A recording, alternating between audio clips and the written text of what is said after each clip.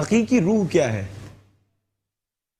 آپ کے سوال کا جواب دینے سے پہلے مفتی صاحب کی بات میں ایک اضافہ کروں گا بالکل کہ سورج نکلنے تک جو مسنون عمل ہے وہ یہ ہے کہ آپ اللہ تعالیٰ کا ذکر کیجئے، تلاوت قرآن کریم کیجئے، اور پھر جب سورج نکل جائے تو اشراق کی کم از کم 2 رکعتیں ادا کیجئے۔ یہ اشراق کی 2 رکعتیں جو ہیں یہ اگر انسان پابندی سے ادا کرتا ہے تو حدیث کریم میں حضور کریم صلی اللہ علیہ وسلم کی بشارت ہے کہ اسے ایک حج اور ایک عمرے کا ثواب عطا ہوتا ہے۔ سبحان اللہ۔ اور پھر اسی دوران اگر وہ ذکر و اذکار کر رہا ہے تمام چیزیں تو ایک اور حضور کریم صلی اللہ علیہ وسلم کا عطا کردہ ایک وظیفہ ہے جو آپ نے ام المؤمنین سیدہ جویری رضی اللہ تعالیٰ عنہ کو عطا کیا تھا۔ آپ نے فرمایا کہ مجھے وہ کلمات یاد ہیں آتے ہیں جو تم اگر پڑھ لیتی، یعنی تم ذکر کرتی رہیں، عبادت کرتی رہیں، اذکار پڑھتی رہیں، میں نے وہ کلمات 4 کلمے پڑھے ہیں اور میں تم سے زیادہ آگے نکل گیا ہوں۔ تو یہ بھی حضور کریم صلی اللہ علیہ وسلم کی لطافت ہے۔ فرمایا کہ سبحان اللہ و بحمدہ عدد خلقہ ورضاء نفسہ وزنۃ عرشہ ومداد کلماتہ۔ سبحان اللہ۔ 27 رمضان کو ہمارا ملک پاکستان لا الہ الا اللہ کی بنیاد پر اور اسے ہی بیس بنا کر یہ آزاد ہوا۔ اس وقت جو ملکی صورتحال ہے تو کیا سمجھتے ہیں کہ کیا یہ جس بیس پر ہمیں ملا تھا اسلام کی طور پر، جو لا الہ الا اللہ کی بنیاد پر ملا تھا، تو کیا یہ وہ تمام چیزیں پوری ہو رہی ہیں؟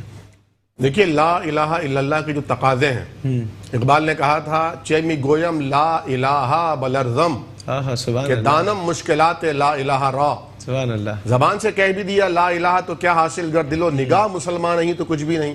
آپ دیکھیے رمضان المبارک میں جس وقت لوگ تراویح پڑھ رہے ہیں، جس وقت لوگ روزہ افطار کی تیاریاں کر رہے ہیں، ہمارے یہ شاہزادگان کیا کر رہے تھے؟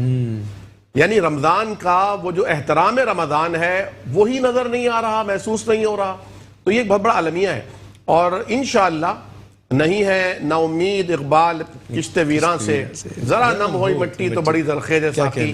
انشاءاللہ رمضان میں، اس رمضان میں بھی جو دعائیں ہوں گی پاکستان کے لیے، تو مایوسی تو ویسے بھی کفر ہے، لا تقنطوا من رحمت اللہ۔ انشاءاللہ مستقبل پاکستان کا ہے، مستقبل اسلام کا ہے، اور پوری دنیا میں سب سے زیادہ نوجوان جہاں پائے جاتے ہیں وہ الحمدللہ پاکستان ہے، اور ساری اسلامی دنیا میں اٹامک پاور الحمدللہ پاکستان ہے، اس میں 4 موسم پائے جاتے ہوں وہ پاکستان ہے، اس میں ہر گلی ہر محلے میں سیاستدان ہو وہ پاکستان ہے۔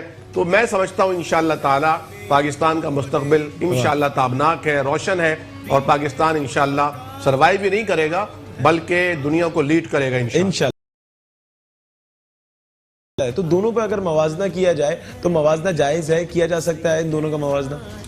دیکھیے نماز دین کا ستون ہے، اور حضور کریم صلی اللہ علیہ وسلم کا فرمان ہے الصلاۃ عماد الدین، اور فرمایا من اقامہا فقد اقام الدین ومن ہدمہا فقد ہدم الدین، اور جس نے نماز کو قائم کیا اس نے دین کی عمارت کو قائم رکھا، جس نے نماز کو ڈھا دیا اس نے، یعنی ستون ڈھا دیا، اس نے دین کی وہ پوری عمارت ڈھا دی۔ اور میں آپ سے گفتگو میں آغاز میں عرض کر چکا ہوں کہ دین مذہب نہیں ہے بلکہ دین پورا مکمل ہے، نظام حیات ہے، کوڈ آف لائف ہے۔ نماز نے تو سکھایا ہے کہ ایک ہی صف میں کھڑے ہو گئے محمود و ایاز، نہ کوئی بندہ رہنا بندہ نواز۔ نماز نے تو سکھایا ہے ڈسپلن، نماز نے تو بتایا ہے کہ آپ امیر ہوں یا غریب اللہ کی عدالت میں آپ سب مساوی ہیں، ایک ہی ایسی حیثیت کے حامل ہیں۔ اور پھر نماز آپ کو صاف ستھرا رہنے کی تلقین کر رہی ہے، حقوق العباد کا درس بھی نماز دے رہی ہے۔ فرمایا کہ جو کچا لہسن اور کچا پیاز کھاتا ہے وہ ہماری صف میں آ کے کھڑا نہ ہو۔ کیوں؟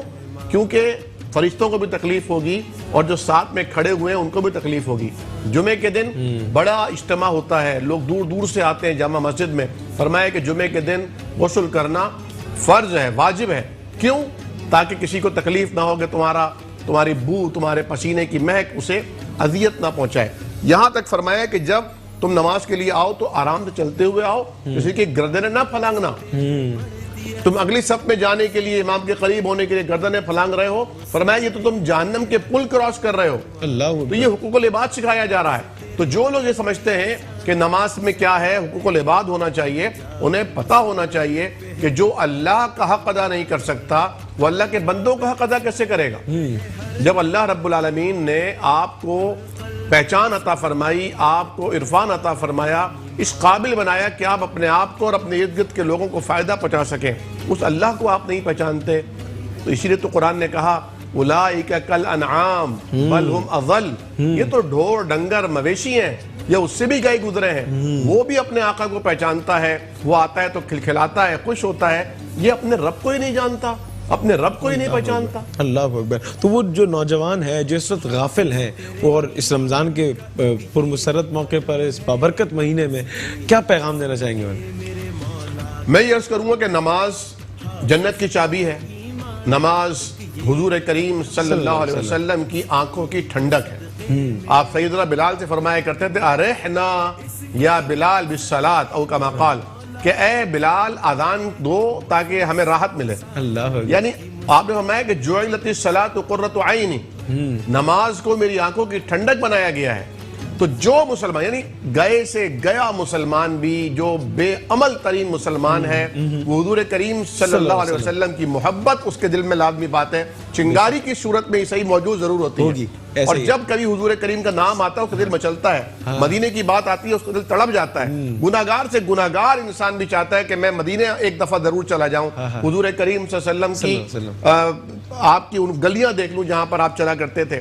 تو میں یہ عرض کرنا چاہوں گا کہ نوجوانوں کو یہ بات سمجھنی چاہیے کہ آپ نماز پڑھ کر حضور کریم صلی اللہ علیہ وسلم کی آنکھوں کو ٹھنڈک پہنچا رہے ہیں. سبحان اللہ. آپ نماز پڑھ کر اپنا فرض ادا کر رہے ہیں، لیکن آپ نماز پڑھ کر دراصل دین کو بچا رہے ہیں، کیونکہ آنے والی نسلوں کا آپ پر جو قرض ہے وہ آپ نے آج ادا کرنا ہے. واہ، زبردست.